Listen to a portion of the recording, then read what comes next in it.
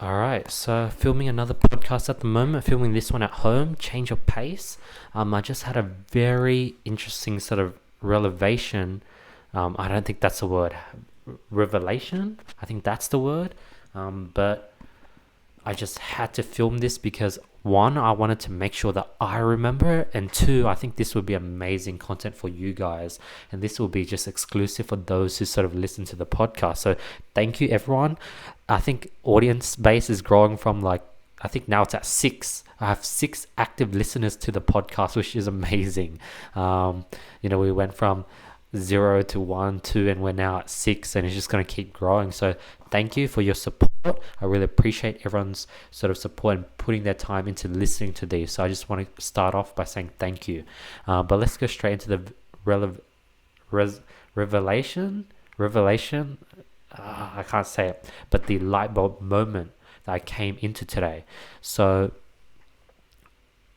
over the past 2 years, I've sort of just been in limbo.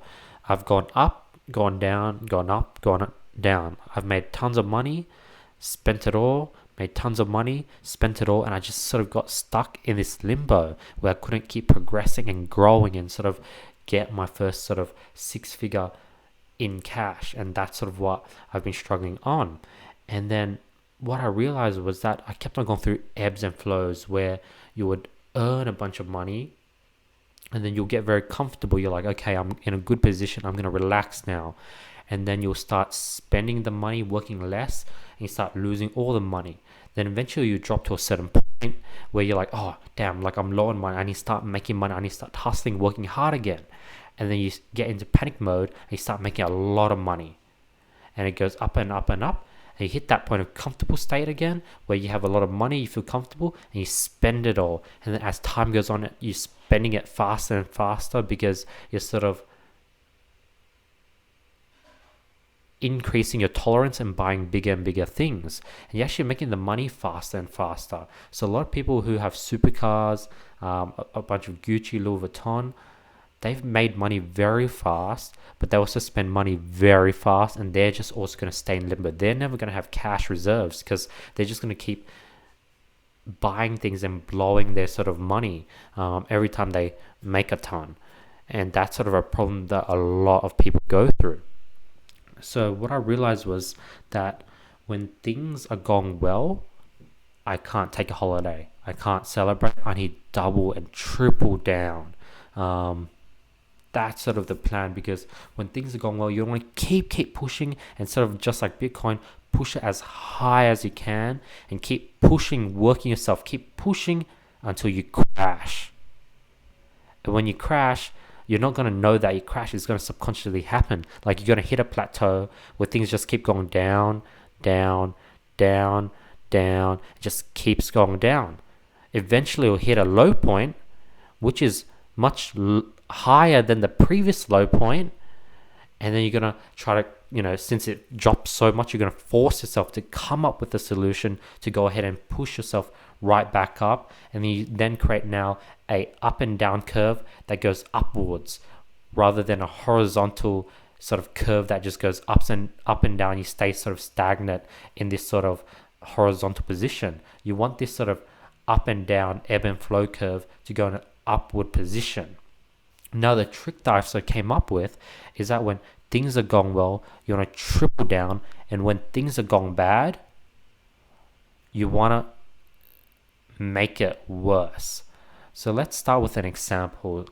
So roughly a year ago, Tesla's stock was very low, like one of its lowest point in a very long time.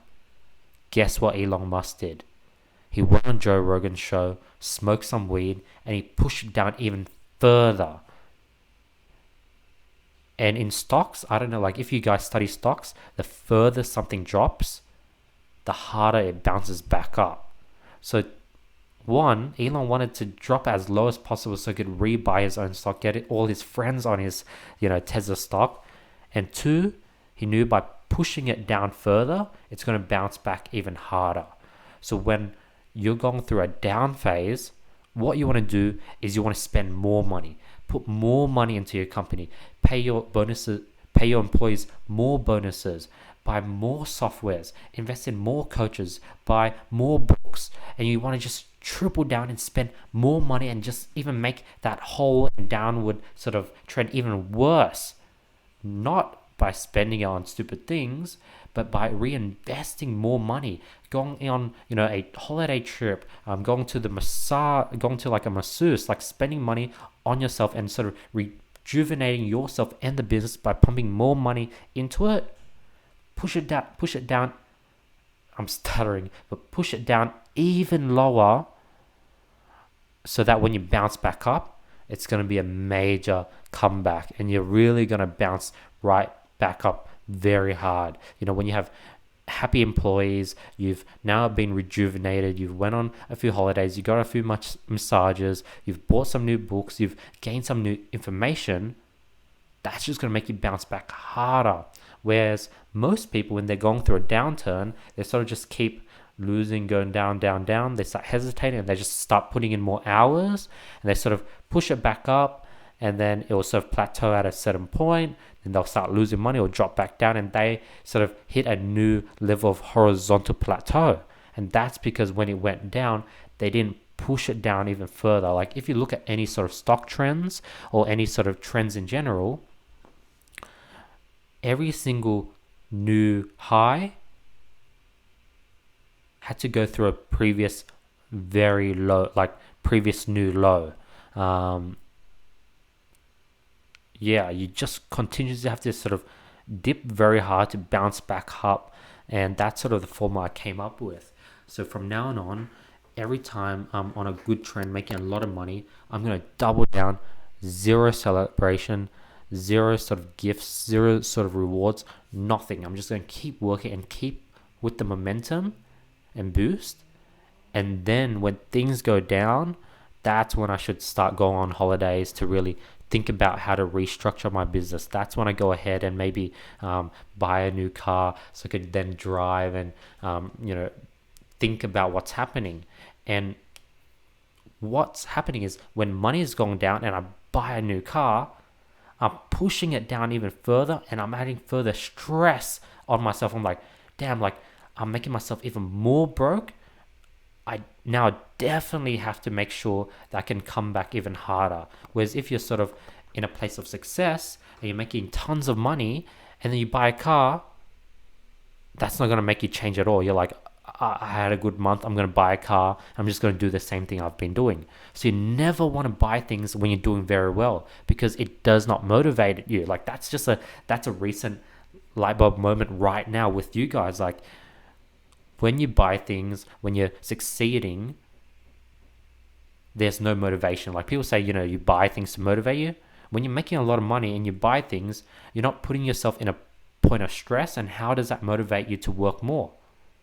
So what you should do is when you're at a point of stress, you're losing money, that's when you go ahead and reward yourself and buy more things, strengthen that dip, push yourself even lower, stress yourself even further, and use these new items as motivation to push yourself all the way back up.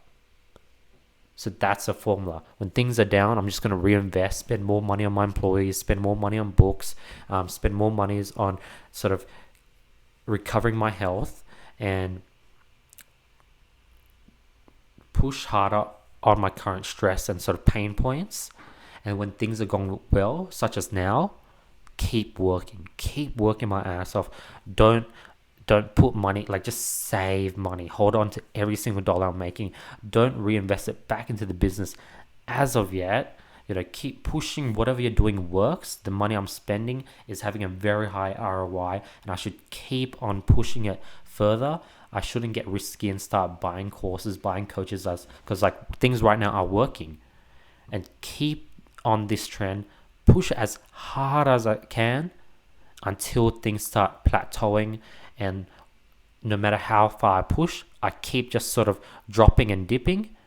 That's when I go ahead and use all the money that I've sort of saved up and earned, and as it's sort of getting burnt and sort of bleeding out of me, bleed it and make it sort of ooze out, make all my money not bleed out, but ooze out of me to add so much pain that I can recover and come back even stronger. But yeah, that's sort of today's podcast. As you can see, these podcasts are very raw, unedited. You hear me stutter. It's a real sort of side of me. And I just want to say thank you to everyone that's listening to these. I just want to say that I really appreciate, and it sort of makes me feel very, very happy to have 6 active viewers, listeners, listening to my weekly sort of podcast episode. Just because I have 6 people now, I'm going to make this a trend. Like, I'm going to start recording one episode for every Sunday. I'm going to release them every Sunday Australian time. So if you're in the US, you'll be getting them every Saturday, because Australia's pretty ahead of everyone. So on the weekends, you will have an episode from me, and I'm going to make this a sort of routine. Just like how I started posting one post on Instagram per week, I'm going to be posting one podcast every single week just for you guys, because I really, really appreciate your effort that you're putting into listening to what I have to say.